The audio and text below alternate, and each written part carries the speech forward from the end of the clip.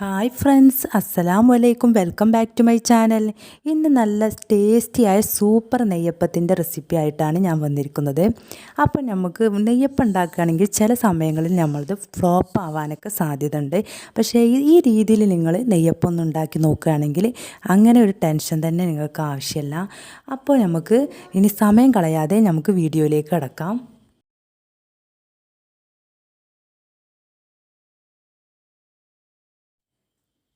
അപ്പോൾ ഞാനിവിടെ ഏകദേശം 1.5 കപ്പ് പച്ചരി ഒന്ന് കുതിർക്കാൻ വേണ്ടിയിട്ട് ഒന്ന് കഴുകിയെടുക്കുന്നുണ്ട്.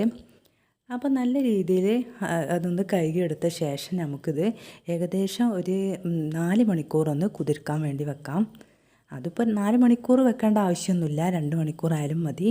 ഞാൻ ഏകദേശം 4 മണിക്കൂർ ഇത് കുതിർക്കാൻ വേണ്ടി വെച്ചിട്ടുണ്ടായിരുന്നു.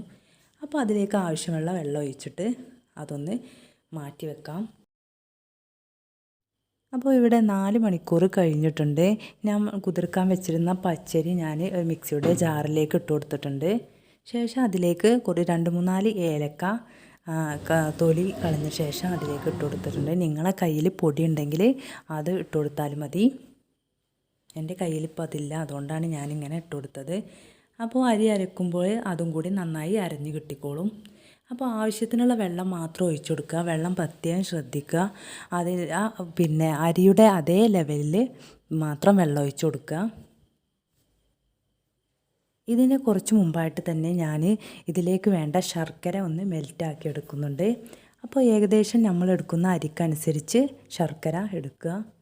ഞാനിവിടെ ഏകദേശം ഒരു 5-6 അച്ച് ശർക്കര എടുത്തിട്ടുണ്ട്. അത്യാവശ്യം നല്ല മധുരം തന്നെ ഉണ്ടായിരുന്നു. അപ്പോൾ അരച്ചെടുത്ത മാവ് ഞാനൊരു വേറൊരു പാത്രത്തിലേക്ക് മാറ്റിയിട്ടുണ്ട്. ഇനി അതിലേക്ക് ഏകദേശം ഒരു 1/4 കപ്പ് റവ ചേർത്ത് കൊടുക്കുക. എന്നിട്ട് അതൊന്ന് നന്നായി മിക്സ് ചെയ്ത് കൊടുക്കണം.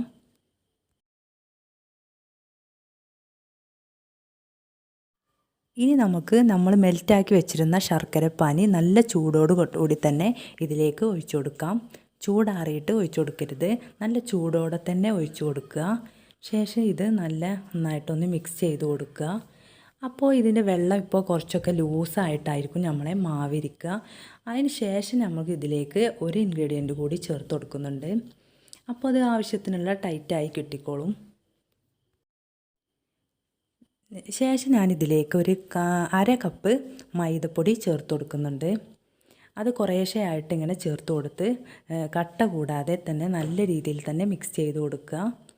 അപ്പോൾ നമ്മളെ മാവ് നല്ല രീതിയിൽ തന്നെ പാകത്തിനുള്ള ഒരു കൺസിസ്റ്റൻസിയിലായിക്കോളും.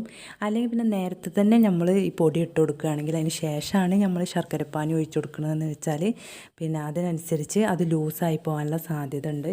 അപ്പോൾ അതിനനുസരിച്ച് ടൈറ്റാക്കി എടുക്കാൻ വേണ്ടിയിട്ടാണ് ഇത് ലാസ്റ്റ് ചേർത്ത് കൊടുക്കുന്നത്.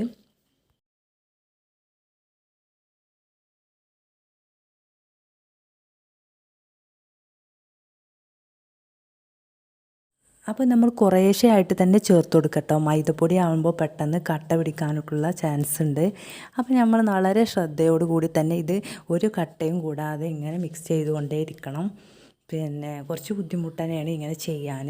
പക്ഷേ ഇങ്ങനെ തീരെ കട്ടയില്ലാതെ ചെയ്തെടുത്താൽ മാത്രമേ നമുക്ക് നല്ല പെർഫെക്റ്റ് ആയിട്ടുള്ള നെയ്യപ്പം കിട്ടുള്ളൂ. ഞാൻ 1/2 കപ്പ് മൈദപ്പൊടി ചേർത്ത് കൊടുക്കണം എന്നാണ് വിചാരിച്ചത് കേട്ടോ. പക്ഷേ ഞാൻ 1 കപ്പ് തന്നെ മൈദപ്പൊടി ചേർത്ത് കൊടുത്തിട്ടുണ്ട്, ഇതൊന്ന് തിക്കായി കിട്ടാൻ വേണ്ടിയിട്ട്.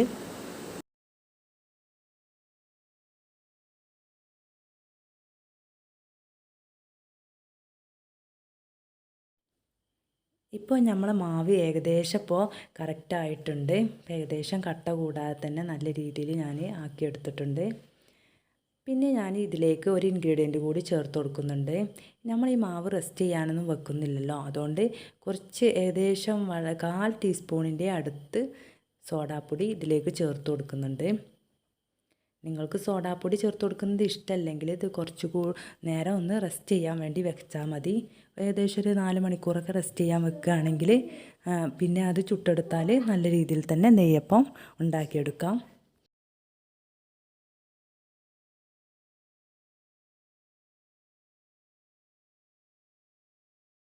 ഇനി ഇതിലേക്ക് നമുക്ക് ബേക്കിംഗ് സോഡ ചേർത്ത് കൊടുക്കാം. ബേക്കിംഗ് സോഡ ചേർത്ത് കൊടുത്ത ശേഷം അത് അവിടെ ഇവിടെ കട്ട പിടിച്ച് നിൽക്കാൻ സാധ്യതയുണ്ട്. അപ്പോൾ അതൊക്കെ നല്ല രീതിയിൽ തന്നെ ഒന്ന് മിക്സാക്കി കൊടുക്കുക. അപ്പോൾ നമ്മളെ മാവ് കണ്ടില്ലേ, ഈ ഒരു കൺസിസ്റ്റൻസിയിലാണ് നമ്മളെ നെയ്യപ്പത്തിനുള്ള മാവ് വേണ്ടത്.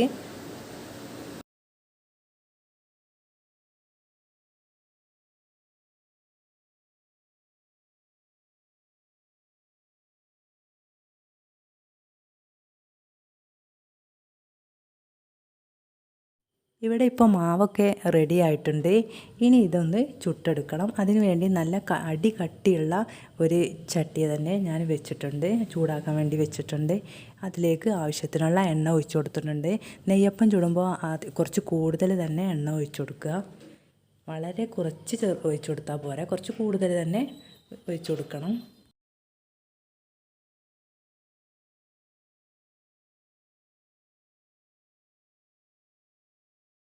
അപ്പോൾ ചട്ടി നല്ല ചൂടായ ശേഷം മാവ് ഇതിലേക്ക് ഒഴിച്ചു കൊടുക്കാം.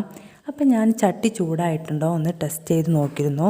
നല്ല ചൂടായ എണ്ണയിലേക്ക് മാത്രമേ നെയ്യപ്പം ഒഴിച്ചു കൊടുക്കാൻ പറ്റുള്ളൂ, എന്നാലേ നല്ല പെർഫെക്റ്റ് നെയ്യപ്പമായി വരുള്ളൂ. അപ്പോൾ നമ്മൾ ഒഴിച്ചു കൊടുക്കുമ്പോൾ ഒരേ പൊസിഷനിൽ തന്നെ ഒഴിച്ചു കൊടുക്കുക. അവിടെ നിന്നും കൈ മാറ്റാത്ത രീതിയിൽ തന്നെ ആ പൊസിഷനിൽ വെച്ച് തന്നെ ഒഴിച്ചു കൊടുക്കണം.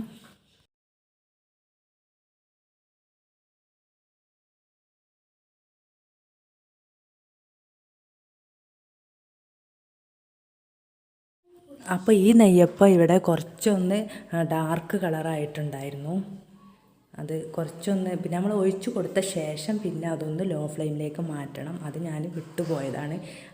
അതുകൊണ്ട് ആ സമയം കൊണ്ട് അതൊന്ന് ഏകദേശം ഒന്നും കൂടെ കൂടുതൽ ഡാർക്കായിരുന്നു. അപ്പോൾ നമ്മൾ പാകത്തിന് ഒന്ന് കുറച്ച് കൊടുത്തിട്ട് അങ്ങനെ ചുട്ടെടുക്കുക.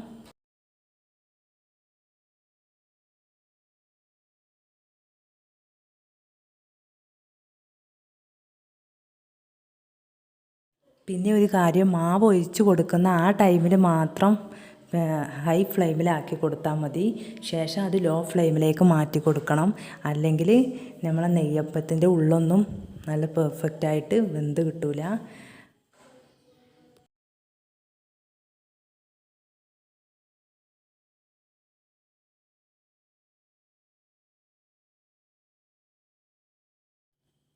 ഇതുപോലെ തന്നെ ബാക്കിയുള്ള മാവ് കൂടി എണ്ണയിലേക്ക് ഒഴിച്ച് കൊടുത്ത് ചുട്ടെടുക്കുക. അപ്പോൾ ഇത്ര അടിപൊളിയായിട്ടുള്ള പെർഫെക്റ്റായ നെയ്യപ്പത്തിൻ്റെ റെസിപ്പി നിങ്ങൾ ട്രൈ ചെയ്ത് നോക്കി ഇതിൻ്റെ കമൻറ്റ്സ് എന്നെ അറിയിക്കുക. നിങ്ങൾക്ക് ഈ വീഡിയോ ഇഷ്ടപ്പെട്ടെങ്കിൽ ലൈക്ക് ചെയ്യുക. നിങ്ങളുടെ ഫാമിലി ഫ്രണ്ട്സിനൊന്ന് ഷെയർ ചെയ്ത് കൊടുക്കുക. പിന്നെ നിങ്ങൾ ഈ ചാനൽ ഇതുവരെ സബ്സ്ക്രൈബ് ചെയ്തിട്ടില്ല എങ്കിൽ പ്ലീസ് ഒന്ന് സബ്സ്ക്രൈബ് ചെയ്ത് വെക്കുക. അതിനടുത്തുള്ള ബെല്ലൈക്കൺ ഓൾ എന്ന് എനേബിൾ ചെയ്ത് വെച്ചാൽ ഞാനിടുന്ന വീഡിയോസ് നോട്ടിഫിക്കേഷനായി നിങ്ങളുടെ ഫോണിലെത്തും.